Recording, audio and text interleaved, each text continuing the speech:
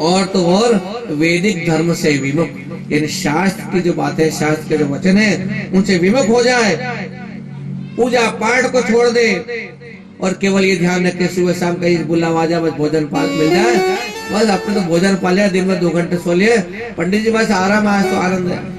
अरे इससे थोड़ी जीवन निकलेगा क्या? 2 टाइम का भोजन तो पशु पक्षी, भेड़ बकरी कुत्तों बिल्ली सबको मिल जाता है। और तो और वो जो ब्राह्मण है देवराज, वो इतना भ्रष्ट हो गया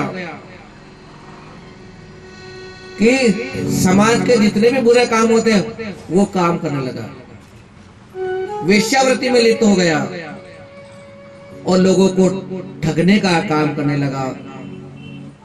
और तो और बस लोगों का माल मुझे मिल जाए, भले थोड़ा सा पाप क्यों नहीं हो जाए, बस रात दिन वो उसमें लगा रहता था। तो ऐसा जो ब्राह्मण था देवराज, एक दिन चलते चलते तालाब के किनारे पहुंचा तो वहां पर क्या देखा, एक सुंदर से वेश्या, जो कहते हैं कलयुग में वेश्या ओढ़े साल दुशाला, अच्छे अच्छे कपड़े सुंदर श्रृंगार कौन करती है? वेश्या ज्यादा करती है। तो उस वेश्या को देख करके वो जो ब्राह्मण वो ज्यादा मुग्ध हो गया, और वेश्या ने भी उस जैसा उसने कहा उसके साथ में वेश्या चली गई। उस वेश्या का नाम था शोभावती। अब घर गृहस्थी छोड़ करके जब गया और तो और उसने अपनी सुंदर पत्नी को छोड़ दिया, और जो माता पिता बहुत समझा रहे थे तो माता पिता के समझा तो नहीं, बल्कि माता पिता का वध कर दिया, उनको भी मार डाला, और जो कुछ रुपया पैसा था वह भी उस वेश्या को दे दिया। ऐसा दुष्ट देवराज ब्राह्मण। लेकिन प्रभु चाहे जिसका उद्धार किसका कल्याण कर सकता है, पापी का भी भगवान ही होता है। एक दिन की बात, चलते चलते वो ब्राह्मण एक शिव मंदिर में पहुंच गया, और शिव मंदिर में बहुत से साधु संत ब्राह्मण वेद मंत्र को उच्चार कर रहे, भजन कीर्तन चल रहे हैं। लेकिन जैसे मंदिर के आसपास में पहुंचा होगा, उस ब्राह्मण की तबीयत बिगड़ गई। तबीयत बिगड़ गई मतलब बीमार हो गया, बुखार आ गया, और बीमारी अवस्था में भी रुदन करता हुआ, रोता हुआ, अपनी भाषण के थोड़ा कराहता हुआ वहां पर बैठा। वहां पर शिव जी की कथा चल रही थी, और उस शिव जी की कथा को वह सुनने बैठ गए। मतलब आप समझे कि चाहे रोगी हो, चाहे पापी हो, चाहे दुखी हो, अगर वो भगवान शिव की कथा में जाकर बैठ जाता है, कथा को सुन लेता है, तो उसका भी उद्धार हो जाता है।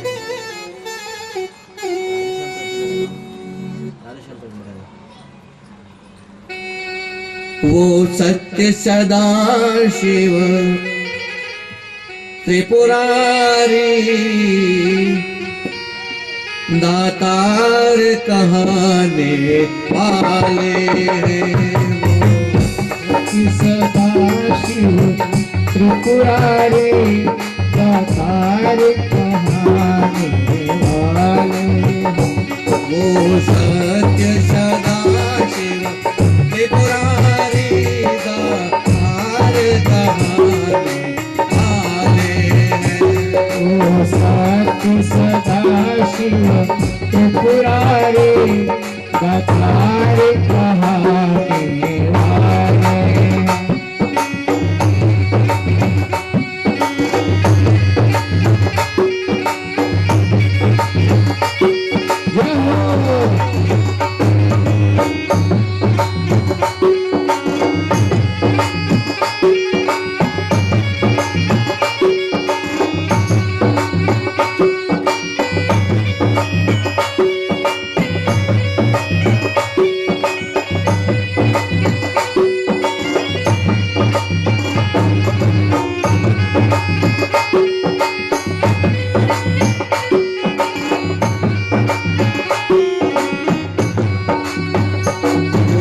सत्य सदा शिव त्रिपुरारी दातार कहाने वाले हैं। ओ सत्य सदा शिव त्रिपुरारी दातार कहाने वाले हैं। आप केवैया मैया के पटवार कहाने वाले प्रभु आपके मैया नैया के पतवार कहाने वाले हैं। हरि हर की शरण में जो आवे भक्ति शक्ति मोक्ति पावे। हर की शरण में जो आवे भक्ति शक्ति वो पावे। देव ओ देवता और सब दानव के सरकार कहाने हो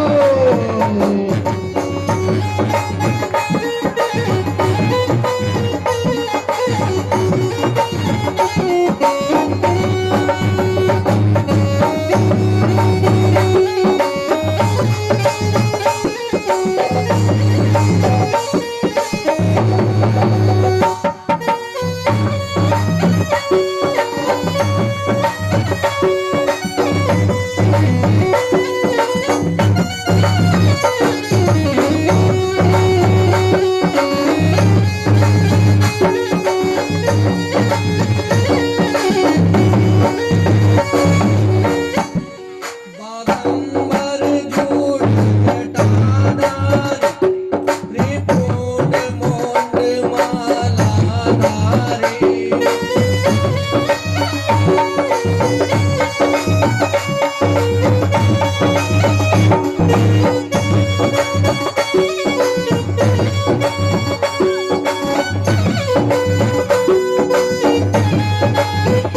शिव झूठ जटा में गंगा की वो धार बहाने वाले हैं। की वो धार बहाने वाले हैं।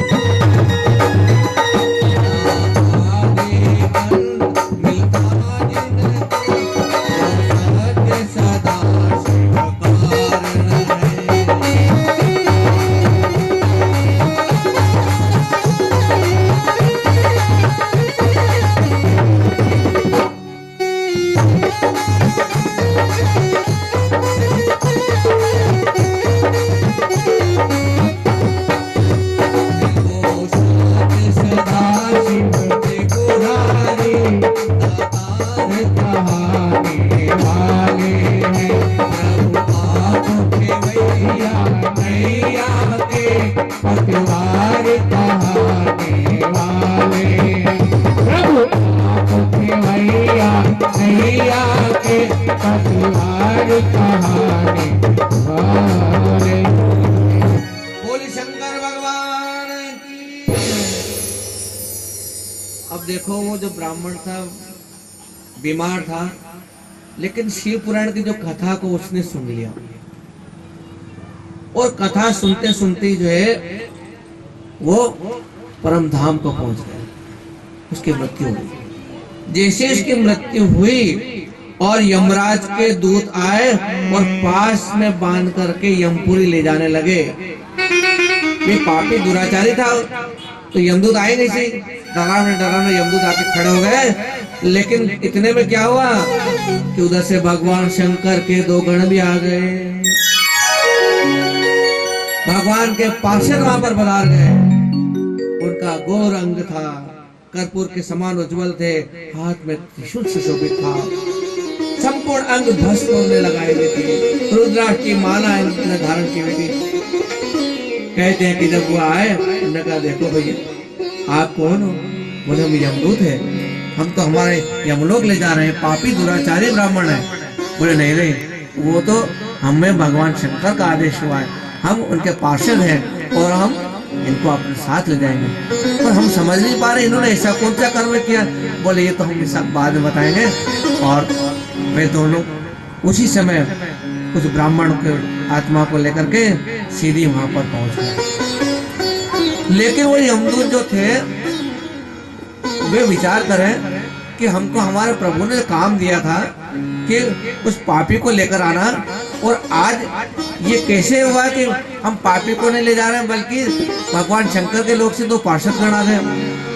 तो उन्होंने जाकर के यमराज से शिकायत करी, भगवान हम तो आपका आदेश का पालन करने गए और उधर से भगवान शंकर के दो पार्षद पहुंच गए और पूरा पक्की बात थी कि वो पापी था, दुराचारी था, उसने कोई शुभ कर्म नहीं किया।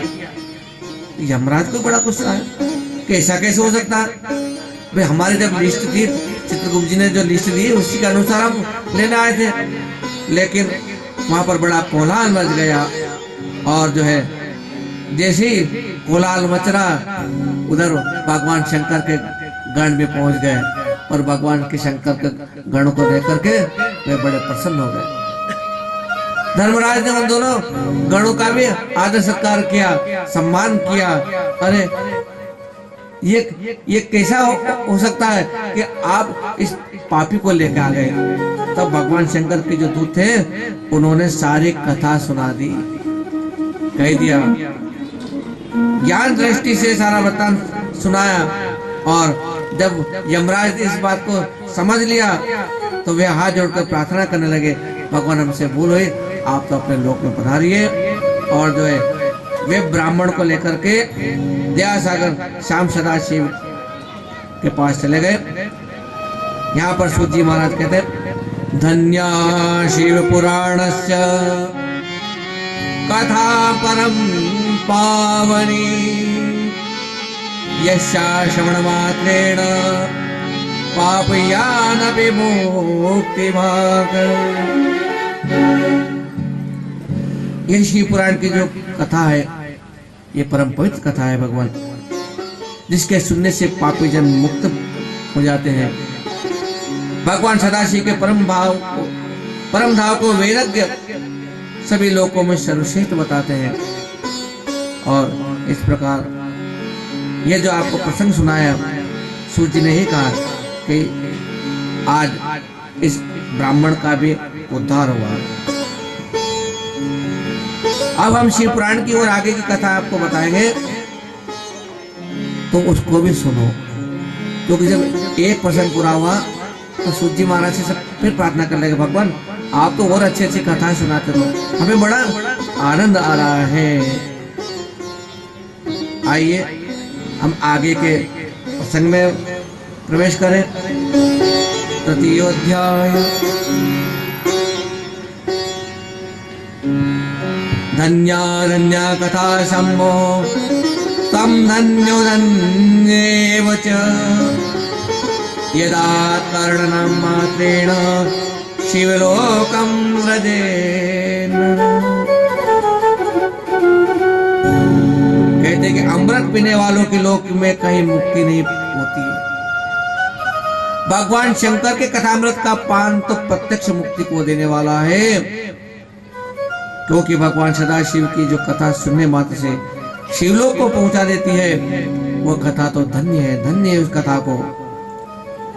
कथा का श्रवण करने वाले आप सभी धन्य हैं। सूत जी बोले चलो मैं आपको एक गोपनीय कथा वस्तु फिर कहूंगा। ये भी बड़ी गोपनीय कथा है, इसका वर्णन करूंगा कि एक वाष्कल नाम का ग्राम था। समुद्र निकटे देशे ग्रामो वाष्कल संज्ञक। और वो जो गांव था वाष्कल ग्राम, वहां के सभी लोग जो थे वैदिक धर्म से विमुख थे। अभी तो एक ब्राह्मण का कहानी बताई इसमें, और अब जो कथा आ रही है वो पूरा गांव जो वाष्कल ग्राम था, वो वहां कभी पूजा पाठ नहीं होती थी, कभी कथा सत्संग नहीं होता था। और तो और वहां के ब्राह्मण जो थे वो भी उन जैसी, पूरा ग्राम ही ब्राह्मण चाहे चाहे क्षत्रिय वे सबके सब एक जैसे दुष्ट पापी विषय भोगों में लगे हुए, और कभी भी देवी देवताओं पे विश्वास नहीं करते थे। आपने कभी देखा है ऐसे कोई गांव से शहर? हाँ, कुछ लोग होते हैं भगवान में विश्वास नहीं करते, लेकिन ये तो पूरा पूरा गांव भरा हुआ, सब के सब। और तो और वे केवल खेती करते और लड़ाई झगड़े करने के लिए अस्त्र शस्त्र, और तो और वे पर स्त्री गमन करने वाले, ज्ञान वैराग्य बिल्कुल नहीं जानते थे। अपनी भाषा में कहे तो वो बिल्कुल पधारिए पंडित साहब, आप आसन ग्रहण करोगे?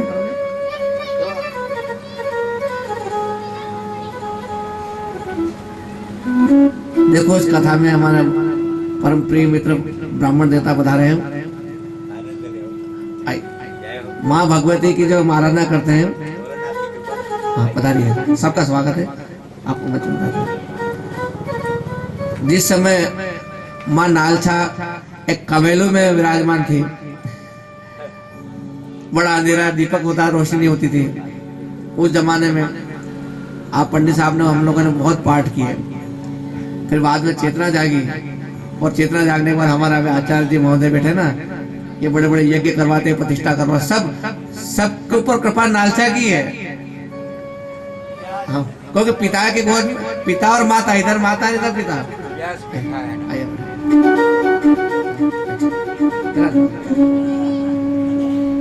कथा में सभी का स्वागत है।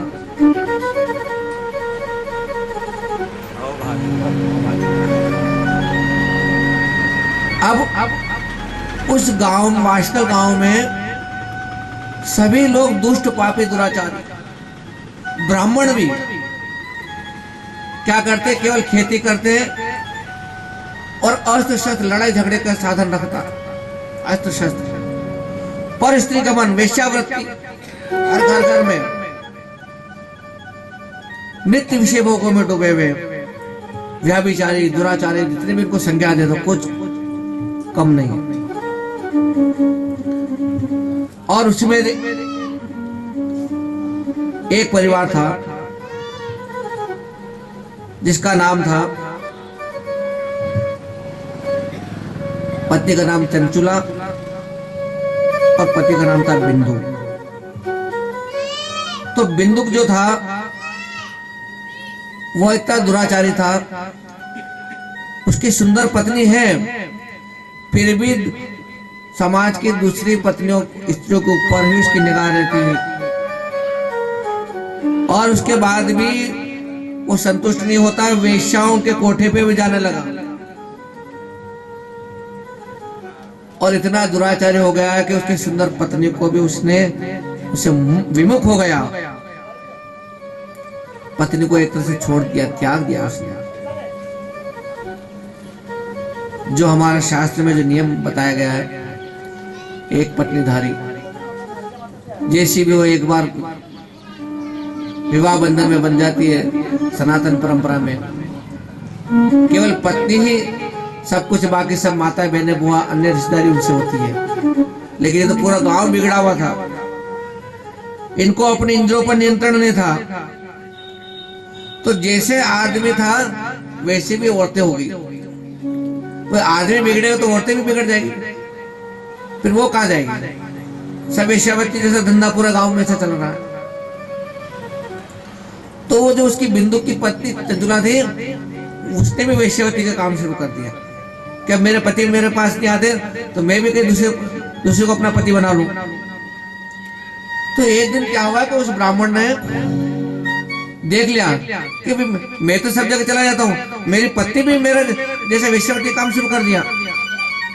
गुस्से में दौड़ कर आया, उसको मारने पीटने लगा। तो उसने कहा स्वामी क्या करूं, आप तो मुझे छोड़ करके दूसरी वेश्याओं के पास जाते हो, मैं कहाँ जाऊं? मेरा भी शरीर है, मेरी भी कामना है, कौन पूर्ति करेगा? तब दोनों के बीच में समझौता हुआ कि चलो अपन कौन ऐसा करें कि चलो मैं तुमसे नाराज नहीं हूं, मैं तुमसे खुश हूं, चलो इस वेश्यावती के धंधे को करते रहो। क्योंकि अगर पैसा आता है तो किसको बुरा है? तुम कुछ भी करो और पैसा कमा के ला रहे हो तो हम तो खाएंगे पिएंगे मौज करेंगे।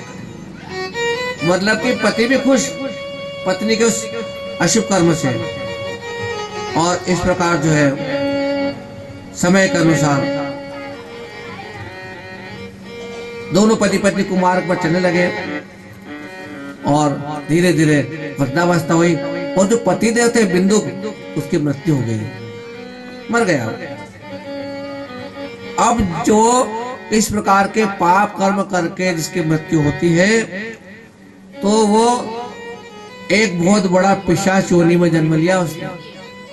पिशाच जानते हो, भूत प्रेत पिशाच बहुत खतरनाक होता है। उसकी व्याख्या करें तो मेला कुचेला कुपड़ा, केवल अच्छा मांस कहीं के लगा हुआ, और वो तो अपनी योनि को भुगत रहा है। और इधर से ये पत्नी थी चंचुला, वो चंचुला भी घर छोड़ करके इधर उधर घूमते घूमते घूमते निकल गई। लेकिन अचानक चलते चलते जब एक स्थान पर पहुंची, भाई कभी कभी होता है नहीं कि लोगों के कोई सूचना आती है, वहां पर कथा हो रही, वहां मेला पड़ रहा, वहां यज्ञ हो रहा, हम सब जा रहे हैं। तो पुण्यात्मा लोग जाते ही हैं, धर्मात्मा लोग जाते हैं, लेकिन ये जो बुरे लोग होते हैं ना, इनकी भी इच्छा होती है कि हम भी चले, पैसे की कमी नहीं है, हम भी यात्रा करें। तो कुछ लोग उनको भी ले जाते, चलो तो इनको भी पापी है, डुबकी लगाएंगे गंगा जी में, भी पवित्र हो जाएंगे। क्या करो, बुराई तो इनके जीवन में जीवन भर रही, अब उनको अकल आ रही है तो अभी से ही। तो वो जो लोग थे वो एक त्योहार पर बंधु बांधव सहित गोकर्ण नाम के क्षेत्र में चले गए। अब कहते नहीं कि बुरे के साथ में रहोगे तो बुरे सीखोगे, ना अच्छे के साथ रहोगे तो अच्छा ही। तो बुरे लोग भी अच्छे लोगों के साथ सत्संग के साथ रहेंगे तो उनमें भी सुधार होगा। तो ये थोड़ा सा परिवर्तन आया उसके जीवन में। उसने भी उस चंचला ने भी स्नान वान किया और पूजा पाठ लोगों को देख देख कर पूजा पाठ कैसे की जाती है करने लगी, संकल्प करने लगी जल का स्नान करके। उसके जीवन में आनंद आने लगा, कुछ मेला देख रहे कुछ। तो हुआ क्या कि चलते चलते वो भाई जब मेले में जाएंगे तो जहाँ पंडाल लगते तो पंडाल रुकते, कहीं तो भंडारा चल रहा प्रसाद पाई, कई संत लोग बैठे उनके दर्शन कर लिए, कई प्रवचन चल रहे हैं। तो चलते चलते वो घूमते घूमते जब मेले में गई तो एक स्थान पर संत महात्मा जो है कथा का वाचन कर रहे हैं, मधुर कथा वहां पर चल रही है। और कथा में योग से देखो, जब कथाएं होती ना तो कथाएं सुनने वालों को लगता है कि पंडित जी मेरे को देखकर कथा कर रहे हैं, मुझे देखकर कथा कर रहे हैं। ध्यान रखना, क्योंकि कथा की बातें जब आती ना तो सबको अपने जीवन की कहानी याद आती है। तो कहते हैं कि ऐसा होता है पंडित जी मेरे को बार बार कह रहे हैं, मुझे कह रहे हैं, हमारी जात को कह रहे हैं, मेरे नाम को। पंडित जी किसी को देख के नहीं कह रहे हैं, तो शास्त्र की बात कह रहे हैं। तो शास्त्र में खरा कोटा लिखा होता है, तो कहते हैं चोर की दाढ़ी में तिनका, तो उसको लगता है मेरी बात है, ठीक है ना। तो यहाँ भी यही बात हुई कि इस प्रकार से वो कथा जब सुनने के लिए मैं बैठी और योग से ऐसा वर्णन आ गया। पंडित जी कहने लगे, यो शीताम जार सकता नरकेयम किंकरा सप्तप्लोपरिधर्मं क्षिपयन्ति स्मर मंदिरे। जो स्त्रियां पर पुरुषों के साथ व्यभिचार करती है, वे मरने के बाद में जब यमलोक जाती है तो यमलोक में उनकी बड़ी दुर्गति होती है। गरुड़ पुराण की कथा ध्यान से सुने किसी ने? पापियों की क्या क्या दुर्गति होती है, तो वो ऐसी दुर्गति बता रहे हैं कि कहीं तो उसको आरे से काटा जाता है, कहीं अग्नि के पेड़ के नीचे लटकाया जाता है, कहीं तेल की कढ़ाई में उबाला जाता है। तो ऐसी नरक की बातें सुन करके वो जो चंचला थी वो तो घबरा गई। बाप रे बाप, ओ बाप, ऐसा होता है क्या? अब वो अपने पापों को गिन रही है कि मेरे तो इतने पाप करे, एक पाप करने वाले के साथ भी ये दुर्गति होती है, ये सजा मिलती है, तो मेरे तो हजारों पाप किए हैं। तो वो सुन करके घबरा गई और वो घबराने के बाद विचार करे कब कथा पूरी होने, कब मैं पंडित जी से बात करूं। है ना, होता है नहीं होता भाई। एक बार ऐसे हुआ कि एक बार ऐसे नरकों की कथा चल रही योग से, अब जिसको नहीं सुनना थी वही वहां पहुंच गई, यानी कि जो बेईमान लोग, जो पापी लोग होते हैं, वो उसी उस कथा में आ गया। अब नरकों की कथा का वर्णन सुना तो वो तो इधर उधर जाए, उधर बैठे उधर जाए, और बोले कब पंडित जी कथा पूरी। पंडित जी ने पूरी आराम से कथा सुनाई, सुनाने के बाद आराम से अपना बैग वैग लिया, फिर गुरुजी इधर आइए, गुरुजी बात क्या है यार? अरे गुरुजी लगता है चलो भगत लोग हैं कुछ नहीं। गुरुजी आपने क्या अमृतवाणी बरसाई? भाई मैंने क्या बताया, जो शास्त्र में लिखा था बता दिया। नहीं हो? अच्छा ये बता गुरुजी कि आपने जो बात की ये बिल्कुल सच है? कौन सी? कि नरकों में प्राणी को इस प्रकार सजा सुनाई जाती है। ये शास्त्र में विश्वास करना पड़ता है, हमारा सनातन शास्त्र है, वेद शास्त्र कह रहे। और पंडित जी ये बताओ कि ये सजा नहीं भुगतने का कोई उपाय हो तो बताओ। नहीं सजा भुगतने, क्योंकि सजा तो भुगत नहीं है, काटेंगे मारेंगे तो यमदूत पीटेंगे। तो पंडित जी समझ गए कि आज अच्छा ग्राहक फंसा है। क्या वो जो डरे हुए लोग होते ना, जैसे डर के जाते पंडित समझ ना, होशियार पंडित, कि आज अच्छा ग्राहक आया, जजमान अच्छा है। तो क्या, अरे भगत, अरे क्या क्या दुर्गति, तुमने तो कम कथा सुनी, तुम 2 दिन और बैठ ना जो सुननी हुआ थे, बहुत सारी दुर्गति होती है। आप तो ये बताओ कि नरकों की यातना नहीं भोगना पड़े, इसका कोई उपाय? पंडित जी ने कहा हो बिल्कुल तैयार, कल आ जाना, मैं आपको लिस्ट बना दूंगा, एक जोरदार अनुष्ठान करेंगे और यमराज को, यमदूतों को प्रसन्न करने का उपाय मैं जानता हूँ। अच्छा हाँ, यमदूतों को प्रसन्न करने को उपाय, तुमको कोई भी डंडा नहीं मारेगा, तुमको कोई नहीं काटेगा, बस बस बस गुरुजी तो आपकी कृपा हो गया, उपाय बताओ। आप चिंता मत करना, पैसे कोड़े के हो खूब अपन खूब लगा देंगे, पर ये डंडा एक नहीं पड़ना चाहिए। चलो ठीक है, पंडित जी ने अच्छी खासी लंबी चौड़ी लिस्ट बना दी। तो जजमान देख के बनाना पड़ता है, उन्होंने अच्छी उसमें देखो धर्मराज की जो है 10 ग्राम तोले की मूर्ति बनानी सोने की। अच्छा 10 ग्राम की क्या हुआ? नहीं नहीं, वो आप लिख दो, 10 छोड़ के 20 ग्राम बना दो, क्योंकि वो ठंडा नहीं पड़ना चाहिए अपने डर से। अच्छी लिस्ट बनाई उन्होंने, और पंडित जी ने जो है धर्मराज का, चित्रगुप्त का, सबका आह्वान करके अच्छी पूजन किया, प्रेम से पूजन। अच्छा यूं तो भगवान धर्मराज को, चित्रगुप्त जी को तो साल में 1 आधी बार याद करते हैं लोग, तो भगवान बड़े प्रसन्न हो। उन्होंने कहा ये कौन सा भगत आ गया संसार में जो इतने प्रेम से श्रद्धा से मेरे पूजन कर रहा है? तो भगवान स्वयं यमराज प्रकट हो गए। तुम्हारी पूजा से बहुत खुश हूँ। वाह भगवान, प्रभु बड़ी कृपा करिए, बोल तुझे क्या चाहिए? अरे भगवान मेरे को चाहिए तो कुछ नहीं, वो पंडित जी ने कुछ कथा में बताया था ना, बस वो सजा नहीं मिलनी चाहिए। मतलब वो बता रहे थे कि प्राणी जो पाप करता है तो उसको नरकों में काटा जाता है, उसको लटकाया जाता है, कांटों पे, भाटों पे, अंधेरे में, बहुत सारी बातें बता दी उन्होंने। हाँ हाँ ठीक है, तो वो सजा मुझे नहीं दो भगवान, बस मैं चाहता हूँ इस सजा से मुझे मुक्त कर दो। भगवान ने कहा तथास्तु, तेरे को कोई सजा नहीं मिलेगी, है ना। अब सजा तो पंडित, अब जजमान खुश, तो अब उसको याद है मेरे भगवान ने ये तो कह दिया कि मैं सजा मुक्त करता हूँ, पर ये क्या पता कब यमदूत दौड़ के आए थे लेने के लिए। यमदूत को के सूचना दिखा रहे क्या कि कल आएंगे? किसी की मृत्यु होती तो कोई बताता है कब आएंगे? वो तो चलते चलते ठोकर लगी न वहां गिर पड़े। और ऐसा आप नहाने के लिए गए थे, बाथरूम में दरवाजा ही नहीं खुला, और ऐसा वो तो दुकान की पेड़ी ताला लगाए थे, ताला अधूरा रह गया। ऐसी ऐसी घटना के सोए थे तो आप उठे ही नहीं। तो यमदूत का आने का कोई भरोसा नहीं। भगवान ये आपके यमदूत बिना बताया जाता है। तो आप तो ऐसा करो कि एक वरदान हो देता कि जब भी ये यमदूत आए तो मेरे को नोटिस पहुंचा देना, सूचना कर देना, बस मैं रेडी हो जाऊं, तैयार हो जाऊंगा। धर्मराज चलो ठीक है, बहुत पूजा करी जाओ, खुश हो जाओ, तो सारे ऐसा काम करेंगे। अब जो सेठ जी थे अनुष्ठान करने के बाद में घर पे गए और लिस्ट का सारा हिसाब लगाया कि कितने हजार रुपए खर्चा हुआ, कितना लाख खर्चा हुआ। अब तो अपने धर्मराज से होगी दोस्ती, धर्म भगवान से वचनबद्ध हो गए। अब तो अपने को मार पड़ेगी नहीं, अब तो नरकों की यातना जाना नहीं पड़ेगा। तो सेठ जी ने अपने जितने भी कुकर्म थे 4 गुना बढ़ा दिए। भाई जिसके थानेदार से दोस्ती हो, एसपी साहब से दोस्ती हो, तो उसको क्या करना। अब यमराज से बात हो गई यार, पूजा करके खुश करा है, 10 ग्राम तो सोने की तो मूर्ति बनवाई, उसमें क्या हो। अब तो भगवान अपन चाहेंगे तो होगा। और पाप कर्म शुरू, और पाप करते करते समय के अनुसार उनका शरीर छूटा, और छूटा ने एकदम यमदूत आके खड़े हो गए।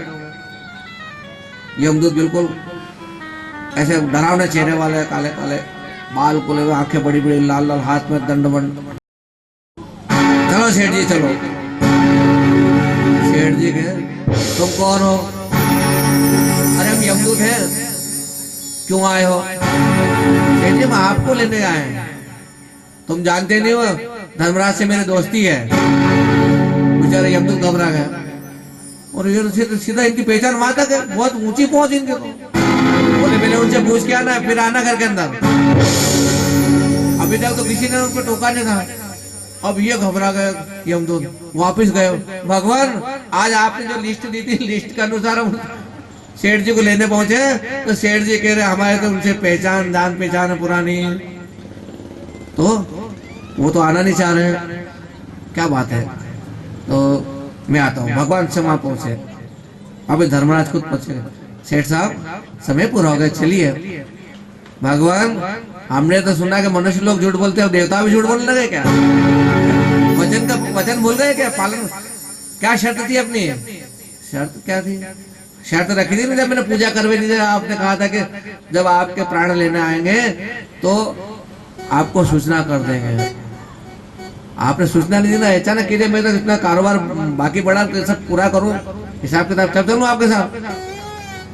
तो धर्मराज ने कहा नहीं नहीं, देखो हमने तो आपको सूचना पहुंचा दी। नहीं नहीं, एक भी सूचना नहीं मेरे पास। सूचना आज तक मैं तैयार नहीं होता क्या? अब भगवान की जो सूचना है, सूचना ध्यान रखो। भगवान धर्मराज ने कहा कि मैंने पहली सूचना भेजी, तुम्हारे सिर के बाल सफेद हुए कि नहीं हुए? सफेद हो? हाँ, वो थोड़े थोड़े कांच में देखते नजर आ रहे थे। फिर क्या करा? वो अच्छी सी डाई लाए, और डाई ला के काले कट कर लिए।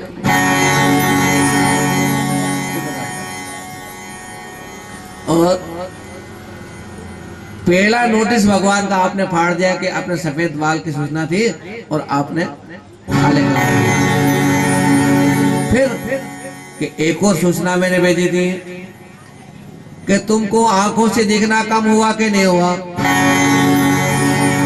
हाँ भगवान, आंखों से थोड़ा दिखना कम हुआ।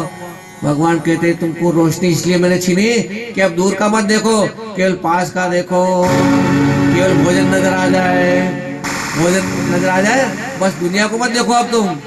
पर तुमने कहा कि वो दूर का नहीं दिख रहा है डॉक्टर साहब, जो जाकर के बड़ा वाला चश्मा लगा लिया कि दूर का भी दिखे, साफ दिखे। दूसरा नोटिस भी तुमने फाड़ दिया। अरे भगवान, मैं कुछ समझा नहीं। और बताऊं? तीसरा नोटिस और अच्छा तुमको कान से सुनना कम पड़ा कि नहीं पड़ा? काम से थोड़ा कम सुनना पड़ा, क्या करो, सुनना तो पड़ता है कि जो डॉक्टर जाकर के कान की मशीन लगवा ली, तीसरा नोटिस, चौथा नोटिस, एक एक करके मैंने तुमको बहुत से नोटिस दे दिया बेटा। और अब चलो मेरे साथ। बेमन से उस सेठ जी को जाना पड़ा। भगवान ने आपके नोटिस को समझ नहीं पाया। तो ध्यान रखो, भगवान की सूचना है, ये हमको समय समय पर देते हैं, है ना? लेकिन हम क्या करते हैं, अरे साहब एक दांत टूटा, दो टूटा, तीन टूटे, नहीं साहब अभी भी आपको कड़क कड़क बाटी खाने की इच्छा है साहब, क्या करूं, जब कड़क कड़क बाटी नहीं होता तो आनंद नहीं आता है। 32 ही बैठा लो साहब, अरे 32 बैठा हो तो 36 बैठा हो, वो अब काम की नहीं है, नोटिस है वो आपका। ये शरीर की क्रिया है कि बुढ़ापे में कोई चीज पचती नहीं है, इसलिए आप पतला करके खाओ, पीस करके खाओ, घोल करके खाओ, है ना? लेकिन हम मानते नहीं। तो ये नोटिस है। तो यहाँ पर धर्मराज ने जो नोटिस दिया था उसके अनुसार सेठ जी को पुनः पाप कर्मों के कारण नरकों की यातना भोगनी पड़ी। सेठ जी से कहा भगवान ने, मैंने जिस दिन तूने मेरी पूजा की थी उस दिन तक के मैंने सारा तेरा पाप मुक्त कर दिया था, लेकिन तुमने तो 4 गुना पाप और बढ़ा दिए, तो कर्म की सजा तो भुगतनी पड़ेगी। तो यहाँ भी जो थी, ये जो कथा को सुन रही थी, तो उसके मन में आया कि गुरुदेव, ब्राह्मण देवता, मैंने तो बहुत बहुत पाप कर्म किए, मैंने बड़े दुराचार किए, और कृपा करके आप मेरा उद्धार कीजिए। आज वैराग्य से उत्पुत्र आपके मैंने वचन सुने और मुझे बड़ा भय लग रहा है, मैं कांप रही हूँ। अब संसार से मुझे विराग हो गया है और मुझ पापिनी पर मुझे धिक्कार है, मैं सर्वथा निंदा के योग्य हूँ, मैं कुत्सित विषय कर्मों में फंसी हूँ, और तो और धर्म कर्म से विमुख हो गई। भगवान, थोड़ा सा सुख पाने के लिए व्यक्ति क्या क्या कर लेता है, थोड़ा सा सुख पाने के लिए व्यक्ति जीवन में क्या क्या कर लेता है, और उस प्रभु के नाम से दूर हो जाता है। मैं प्रभु के दरबार में कैसे जाऊंगी, मैंने इतने पाप किए, मैं वहां जाकर के क्या मुंह दिखाऊंगी, मैं नहीं चाहता। हम भगवान के वहां जाएंगे तो क्या लेकर जाएंगे? वो चंचुला विचार कर रही है कि मैंने, भगवान ने शुद्ध बुद्ध शरीर दिया था, साफ सुथरा मुझे जीवन दिया था, और मैंने अपने जीवन को बिगाड़ लिया।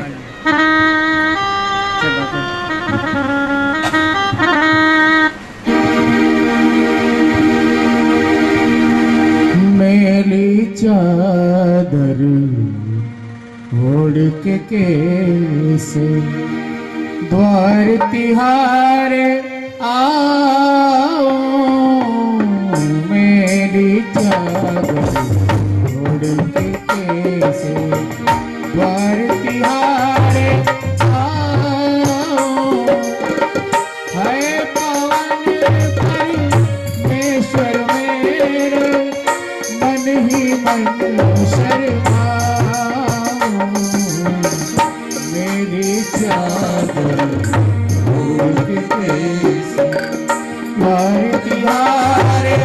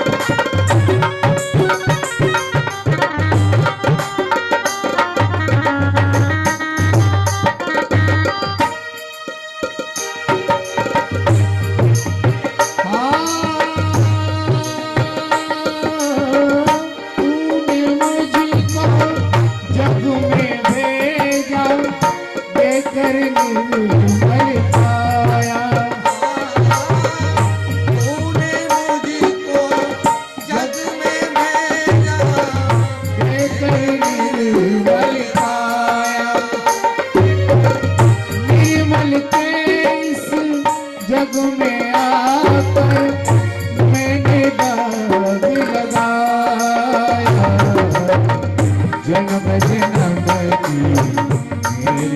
चादर जन्म जन्म की मेरी चादर ऐसे दाग छुड़ाओ है पवन परमेश्वर मेरे मन ही मन शर्माओ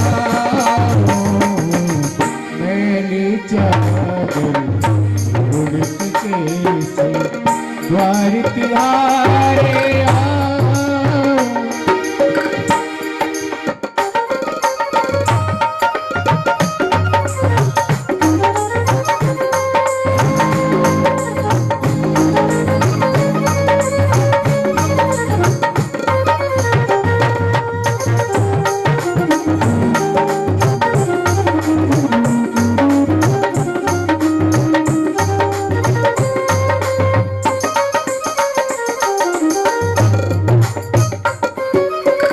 इन पैरों से चलकर मैं तो मंदिर कभी न आया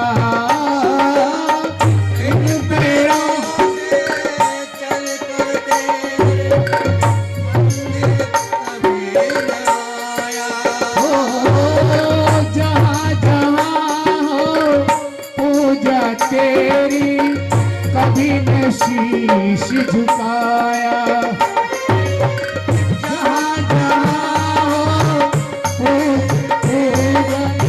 कभी न शीश झुकाया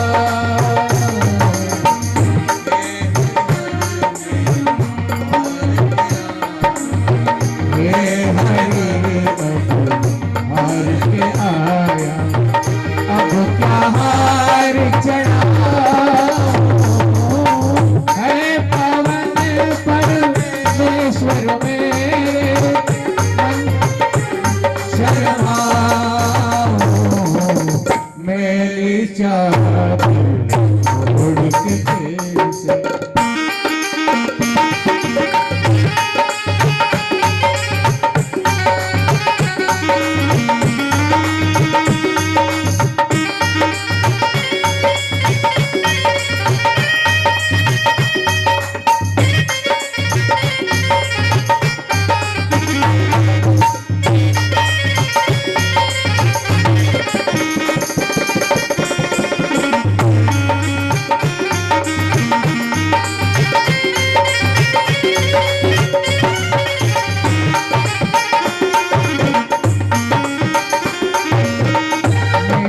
चादर ओढ़ के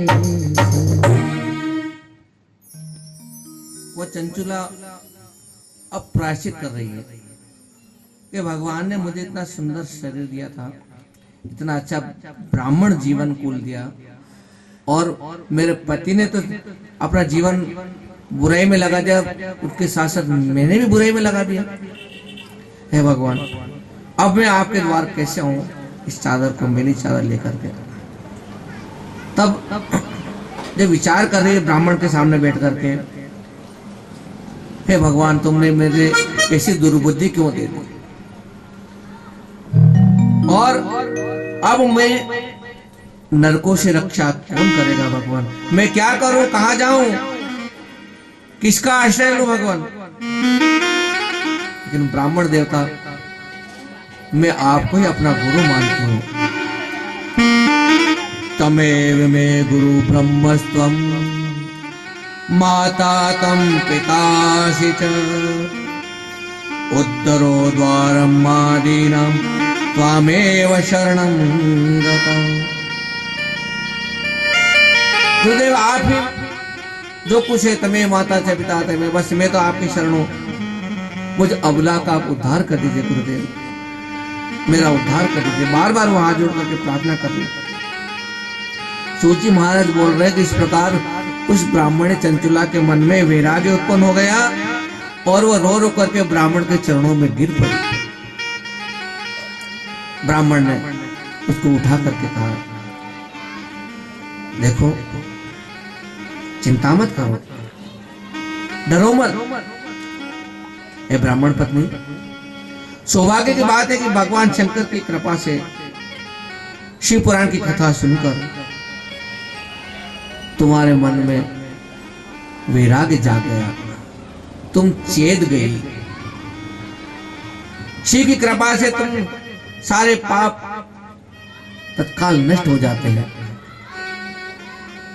मैं तुमसे भगवान शिव की जो कीर्ति कथा है उसका वर्णन करूंगा, जिससे तुम सुख भोगने वाली उत्तम गति को प्राप्त होगी। चेत सके तो चेत प्राणी। कथाएं क्या है, सत्संग क्या है? ये हमको जगाने का काम करती है, चेताने का काम करती है, जो भटके हुए को राह दिखाने का काम करती है, सन्मार्ग दिखाती है। तो ब्राह्मण बड़े प्रसन्न होने का मैं तुमको अवश्य शिव की कथा सुनाऊंगा। शिव पुराण की कथा सुनने से जैसे चित्त शुद्धि होती है, किसी भी उपाय से नहीं हो सकती है। जैसे दर्पण साफ करने पर निर्मल हो जाता है, उसी प्रकार शिव पुराण की कथा से हमारा चित्त शुद्ध हो जाता है। कहते हैं मन का मेल जो है, मन का मेल कैसे दूर होगा? कथा सुनने से। बार बार कथा सुनोगे तो मन का मेल चला जाएगा। और इस प्रकार ब्राह्मण देवता जो है शिव पुराण की कथा उनको सुनाने लगे। कहते उत्तम कथा है, समस्त मनुष्यों के कल्याण का साधन है, और कथा भव बंधन रोग का नाश करने वाला है। चित्त शुद्धि हो जाती है और महेश्वर ने अनुग्रह करके उसको मुक्ति दी है, इसमें संशय नहीं है। जो शिव भक्ति से वंचित है उसको पशु समझना चाहिए, क्योंकि उसका चित्त माया के बंधनों से आसक्त हो जाता है। वह निश्चय संसार बंधन से मुक्त नहीं हो पाता है। हे ब्राह्मण पत्नी, इसलिए मन को हटा लो, विश्व से हटा करके भक्ति भाव में लगा करके भगवान शंकर की परम पावन कथा को सुनो, और परमात्मा शंकर की कथा सुनने से तुम्हें चित्त की शुद्धि होगी और अंत में मोक्ष की प्राप्ति होगी। मैं तुमसे यह सत्य सत्य कहता हूँ। देखो यहाँ ब्राह्मण देवता भी बात को बार बार कर सत्य सत्य कहता हूँ कि एकेन जन्मना मुक्ति सत्य सत्यम वदाम्यहम्। सत्य सत्य कहूंगा, तुम इसको समझ लो। और इस प्रकार के करके ब्राह्मण जो है गदगद वाणी में भगवान शंकर की कथाओं को सुनाने लगे।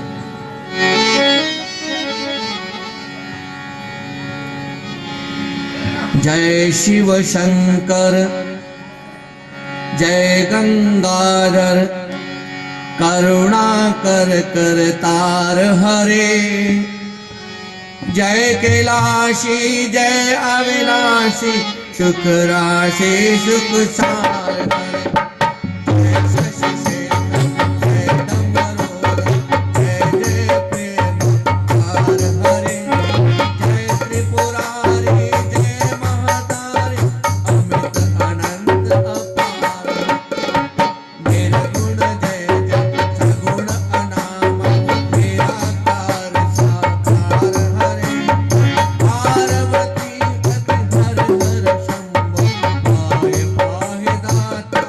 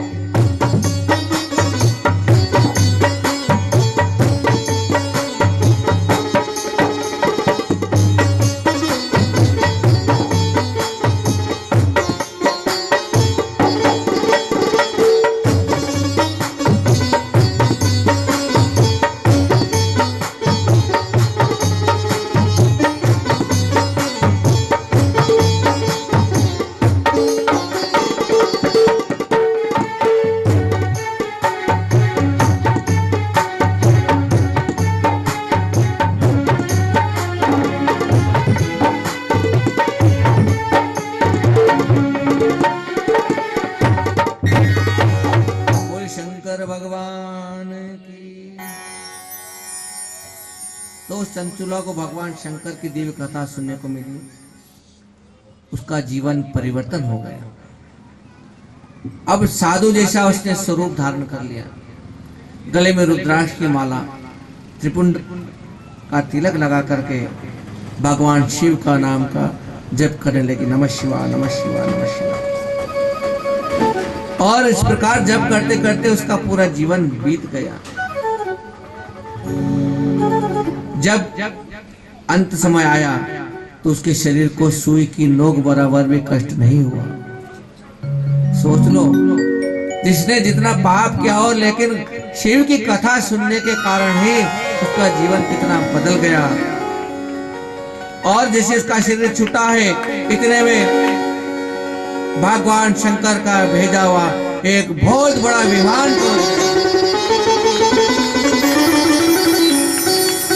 भगवान शंकर के पार्षद गण उसमें विराजमान है।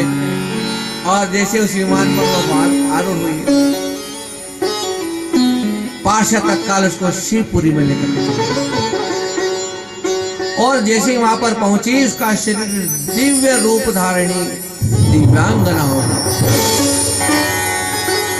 इतनी सुंदर वह हो गई, कहते मस्तक पर अर्धचंद्र का मुकुट धारण किए हुए गौरांगी देवी सौभाग्यशाली दिव्य आभूषणों से भूषित हो गई, दिव्य रूप धरा दिव्या।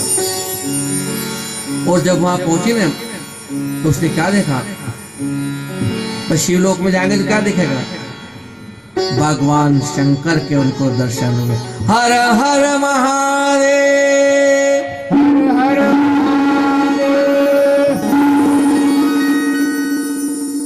धारी महादेव जी आए। साथ में क्या देखा कि ब्रह्मा विष्णु देवता सनातन ऋषि मुनि भगवान की स्तुति कर रहे हैं, उनकी प्रार्थना कर रहे हैं। एक तरफ गणेश जी, एक तरफ नंदी है, भृंगी है, वीरभद्रेश्वर, सब गण उनके भगवान की जय जयकार कर उपासना कर रहे हैं। ऐसा वहां का प्रकाश, करोड़ों सूर्य चमक रहे, ऐसा दिव्य प्रकाश वहां पर हो रहा है। और भगवान के 5 मुख, प्रत्येक में 3-3 नेत्र, मस्तक पर अर्धचंद्राकार मुकुट शोभा दे रहा है। और भगवान में साथ में उनके वामांग में गौरी माता विराजमान है। जगदम्बे मात की जय। अब गौरा भी पास में विराजमान है। इतना सुंदर दृश्य देख करके वह बड़े आनंदित हो रही है, बार बार भगवान के चरणों में नमन कर रही है, भगवान को बारंबार प्रणाम कर रही है। उतावली होकर के जा रही, भगवान क्या आपने मुझे, कैसी थी, मुझे क्या कर दिया भगवान। हाथ जोड़ करके प्रेमानंद से युक्त हाथ जोड़कर खड़ी विनम्र भाव में कहते हैं कि उसकी आंखों से आंसू की धारा बहने लगी और रोमांच का शील हो गया। भगवान शंकर ने देखा ये तो बड़ी करुणा के साथ वो आंखों से आंसू आ रहे हैं, कुछ बोल नहीं पा रही है। भगवान ने इशारा करके कहा इधर आ जाओ, थोड़ा पास में आ जाओ। पास में भगवान ने बुलाया है और वो तो पगली जैसी भगवान को श्री पार्वती को देख ही रही है। पार्वत्याम साकदा पेता स्वसखी दिव्य रूपिणी। उसका इतना सुंदर शरीर था कि सुंदरता को देख करके माँ पार्वती ने अपनी सखी बना लिया। देखो कितना बड़ा उसका सौभाग्य, वो भगवान की सखी बन गई और परम आनंद ज्योति स्वरूप पर सनातन धर्म में अविचल निवास करने लगी, अक्षय सुख का अनुभव करने लगी। ऐसा दिव्य शरीर उसको मिला है।